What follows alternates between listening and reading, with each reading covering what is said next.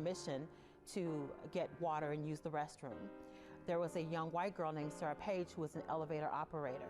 And Dick Rowland every day would go into the elevator with Sarah Page. On this particular day, after the elevator doors closed and Sarah Page and Dick Rowland were alone in the elevator, a few moments later there was a scream, the elevator doors opened, Dick Rowland ran and was later arrested, and Sarah Page initially claimed that she had been assaulted. Brown says Page never pressed charges, but authorities did, and the damage was done.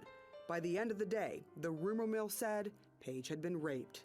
As word spread, angry whites were determined that they were going to take matters into their own hands. A large crowd of white residents gathered at the courthouse. They demanded Dick Rowland be lynched. How did the black community respond to that demand to lynch this young man? They were willing to risk their lives. They knew that they would be risking their lives to help defend Dick Rowland. And thousands of whites gathered in front of the courthouse. A white man approached a black man with a gun. He said, "What are you going to do with that gun?"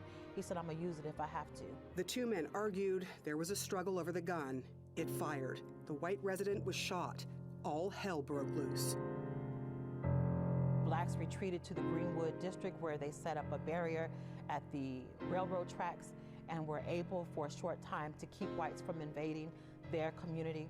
But because they were so outnumbered and outgunned, whites eventually broke through the railroad tracks and invaded what was home to Black Wall Street, the Greenwood district. This was the result. 35 city blocks of the black neighborhood burned to the ground. Historical photos show black residents shot dead in the streets. The historical account is that at least 300 people were killed. There were children that were here that had been armed by their parents, that had been told that they could come down to Greenwood and shoot and kill an innocent person.